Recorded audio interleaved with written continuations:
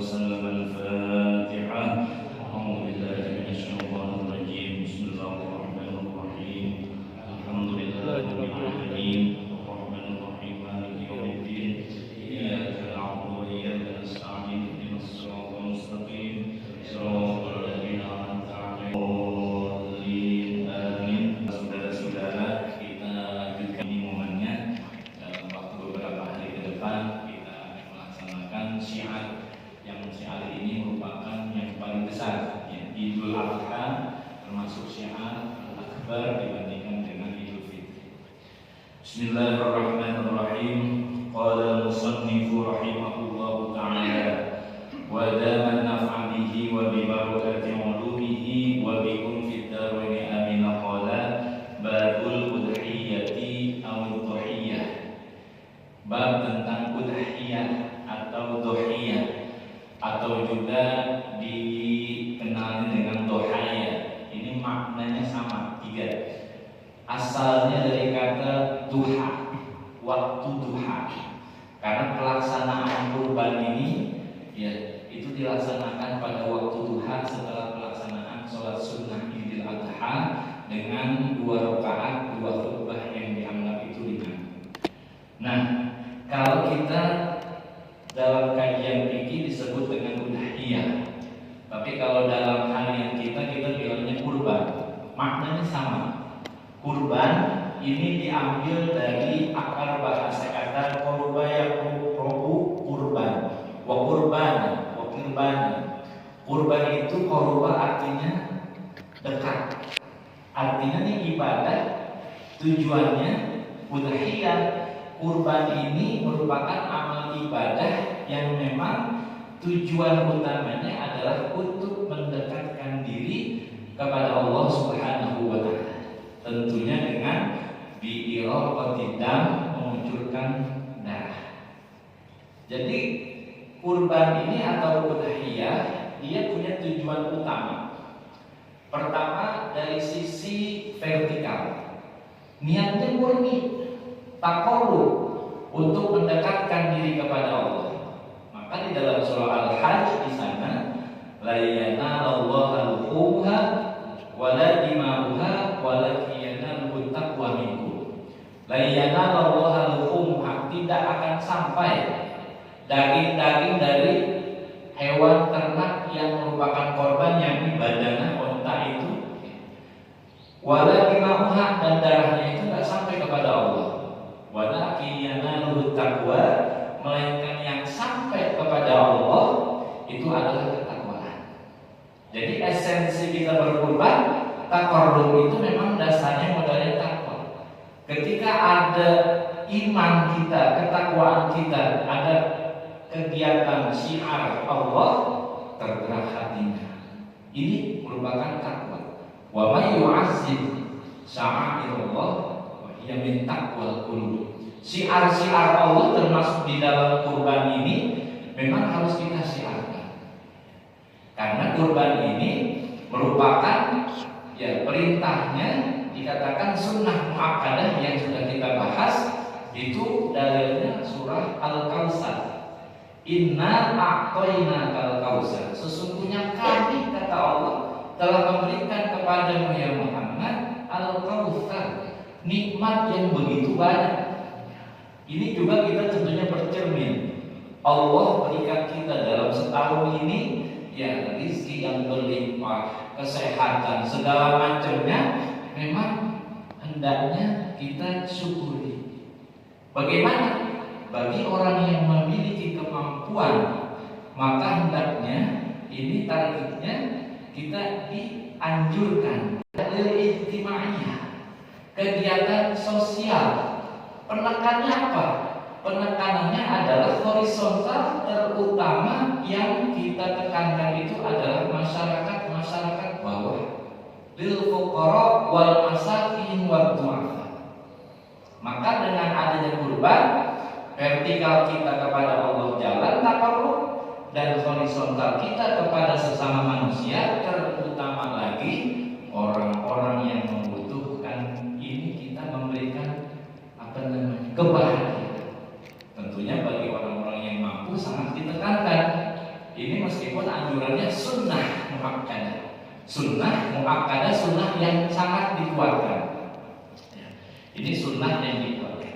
Karena memang Idul Adha, kurban di bulan Zulhijjah ini, ya, tidak ada satu amalan yang paling mulia yang sudah kita bahas kemarin, melainkan adalah amalan min hiraqatid dam, memunculkan darah. Memunculkan darah itu amalan yang paling utama. Kagak ada amalan-amalan lain yang paling utama, melainkan adalah dengan kita memunculkan darah. Maknanya kita berpartisipasi, andil untuk bisa berkorban. Ini sunnah muakkadah yang sudah kita bahas kemarin.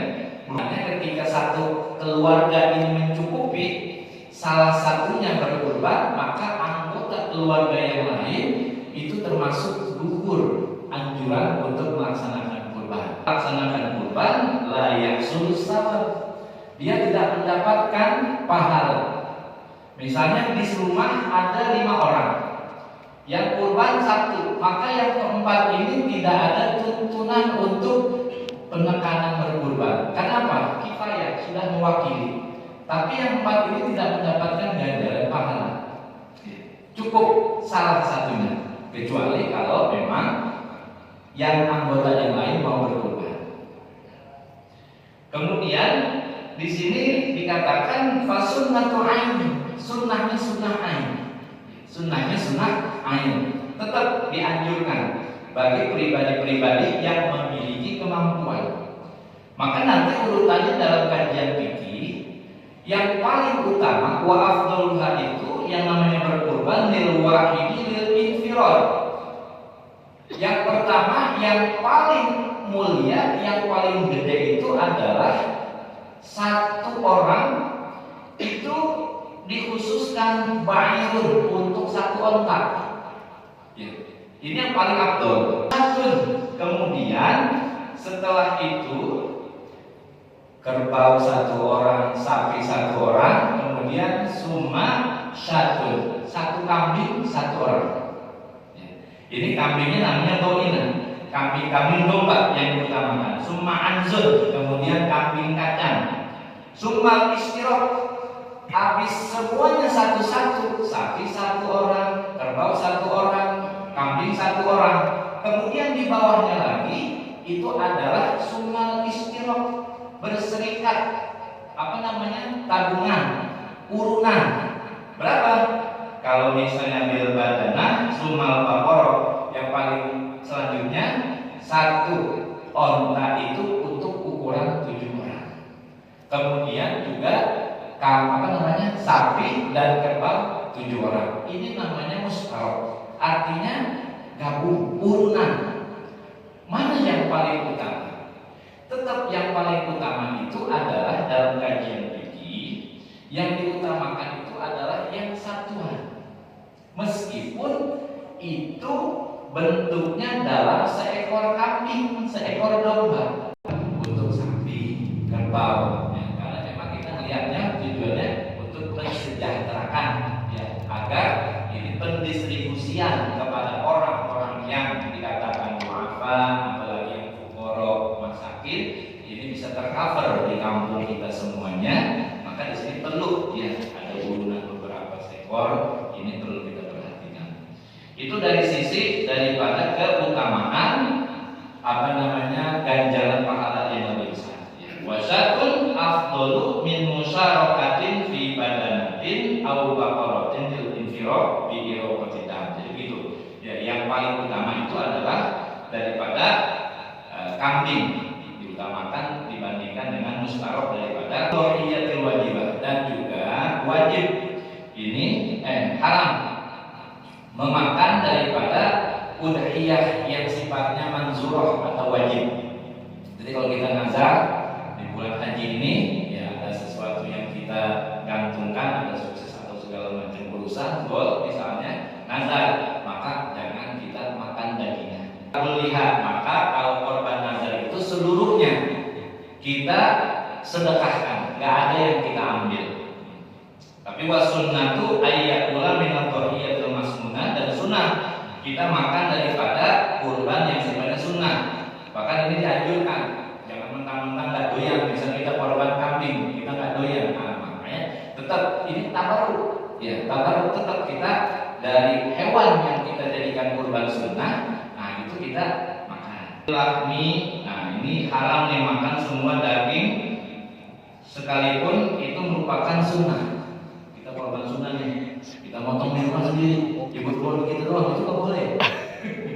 Berarti kita malu pun, apalagi bikin korban sendiri, motong sendiri, kulitin sendiri, buat makan sendiri. Padahal dia korban udhiyah itu juga haram, nggak boleh. Justru dia wajib memberikan bijusin, ya meskipun sebagian, nanti diatur pembagian-pembagiannya. Yang pengen, nah, wala qadidan, juga nggak dibikin apa, dendeng. Kemudian wayahruh, ini termasuk permasalahan ini. Dan haram. Apa haramnya? Bai'u syai'in minal udhiyati, menjual sesuatu daripada hewan yang dikurbankan. Hatta jildaha, sekalipun itu kulitnya, dagingnya, kukunya, anak kurban. Dalam sebuah hadis Nabi di sana dikatakan mabba'a jilda udhiyatin fala udhiyatalah. Siapa yang menjual daripada kulit kurban, hewan kurban, fala udhiyatalahu, maka tidak sah kurbannya, udhiyahnya. Ini yang tidak ayyad bahar rajul binafsi. Sunnahnya bagi orang mau kurban itu motong sendiri kalau memang ada keahliannya, dan hendaknya dia hadir. Bagi siapa? Malam yarbah binafsihi dzakaran au unsa. Jadi kalau misalnya dia nggak bisa motong, baik laki atau perempuan tuh di situ, maka dia hadir. Sunnahnya nyaksiin. Ya, ada jasarnya, tukang jagalnya, di korban diri nyaksiin itu sunnahnya. Ahadun an ghairihi bila idnihi fil hayy, dan nggak boleh seorang yang berkorban itu untuk orang lain tanpa izin dari orang yang dikurbankan. Saya niatin buat si A, misalnya buat Ustaz Mustafa, ya, saya niatin buat Ustaz Mustafa, orang lain yang akan kita niatin korbannya. Kalau enggak, maka tidak terjadi dan gak sah udhiyah itu. Far'un, ini merupakan satu cabang. Mahallut tadhiyati, tempat untuk pelaksanaan kurban udhiyah itu bagi orang yang berkurban di mana? Yang paling bagus baladul mudhi, tempat tinggal orang yang berkurban. Kita orang perpindahan untuk korban gitu ya. Ini ada dua pendapat. Kiasan sebagai satu kias ala nakli zakati, seperti pada pemindahan zakat. Ya. Zakat itu bisa dialihkan. Misalnya di sini udah penuh, kita kirim ke daerah lain, itu boleh. Nah, ini termasuk dikiaskan udhiyah seperti itu. Tetapi di sini was-sahihu wal afdhalu fi baladil mudhi, yang paling afdal itu adalah bagi orang yang berkurban, mau berkurban, maka hendaklah dia berkurban di tempat tinggalnya. Syafi'iyah yang dipelopori oleh Imam Nawawi dalam Minhajul Mustajab, disampaikan di situ dalam kitab Minhaj bahwa kata Imam Nawawi la dhuhiyata li ghairihi fi ghairihi, enggak boleh, tidak sah udhiyah yang diniatkan orang lain bi ghairi iznihi, tanpa ada izin orang yang tadi. Wala maitin, dan tidak juga terjadi tanpa diberikan kepada mayit lam yusolaha, yang memang kagak berwasiat. Jadi kalau kita niatin, ini pendapat pertama, kita niatin buat orang tua kita yang udah meninggal. Kata Imam Nawawi, itu kita kurban buat orang tua kita yang udah meninggal, di mana orang tua kita dulu masih hidup, kagak ada wasiat, maka itu nggak boleh. Itu dipelopori oleh Imam Ar-Rafi'i dalam Hasyiah Al-Qalyubi Al-Mahalli. Ini Al-Qalyubi menukil dari Imam Rafi'i bahwa memang kalau Imam Rafi'i dan Imam Nawawi ini nggak pernah kompak. Imam Nawawi pendapat A, pasti Imam Rafi'i pendapatnya B. Imam Rafi'i pendapatnya A, Imam Nawawi pendapatnya B. Jadi nggak pernah klop. Ya. Tapi ini sebagai pendapat yang namanya fatwa bisa kita ikuti dua-duanya. Ini Imam Rafi'i mengatakan orang yang meniatkan berkurban yang diniatkan untuk orang tuanya, baik dia berwasiat atau tidak berwasiat, maka ini boleh. Ini didukung oleh mazhab Syafi'iyah juga ulama yang namanya Abdul Hasan Al-Abadi. Ya, Al-Abadi dia mengatakan boleh diniatkan kurban buat orang yang meninggal sekalipun itu tidak ada wasiat. Kalau ada wasiat mah nggak ada masalah. Kurban ilallah yang namanya maut itu tidak menghalangi orang meninggal dunia di dalam rangka mendekatkan diri kepada Allah. Jadi masih ada kemungkinan untuk dia beribadah melalui ahli warisnya. Untuk keluarga, ini kan sempat ramai juga ini. Ya. Itu kalau kita melihat hadis dari riwayat Sayyidatina Aisyah, ya, di mana Rasulullah SAW itu dikasih kambing, ya, bikabshin akrona yang merupakan kambing kibas ini ada tanduknya. Bayak inihi layuqahihi, kemudian didatangkan kambingnya. Kemudian Rasulullah itu menyuruh kepada Aisyah, haluni bil madiyah, ambil golok, ambil pisau, kayak sikin. Nah, kemudian fa'adja'ahu, kemudian Rasulullah membaringkan itu kambing, summa dabahu, kemudian dia sembelih. Summa qala, Rasulullah berdoa. Ini doanya begini, Allahumma taqabbal min Muhammad wa ali Muhammad wa min ummati Muhammad summa dohai. Kemudian Rasulullah berdoa. Itu kita jatuhnya adalah buat pribadi.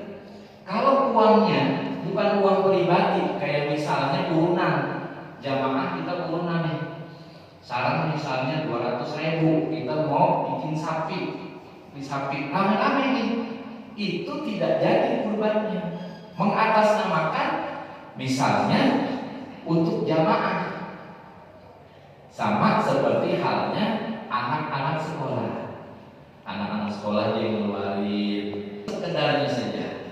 Nah, ini sekedarnya saja sebagai apa? Sebagai jatah yang kita ambil buat amil atau panitia. Itu begitu. Kalau seandainya dia lebih hati-hati lagi, nggak menggunakan itu lebih bagus. Misalnya apa? Kita punya uang, kita beliin kambing muda, kita sop segala macam, itu justru lebih bagus. Berkurban, kalau seandainya nggak mampu, dia boleh apa? Potong apa? Ayam. Itu fatwa daripada Sayyidina sahabat Nabi Abbas. Ini buat apa? Buat latihan. Gak apa-apa muncul dalam juga, tapi sebagai latihan. Ya. Jangan sampai kita bahasanya apa? Tiap tahun cuma beli di Arab susah.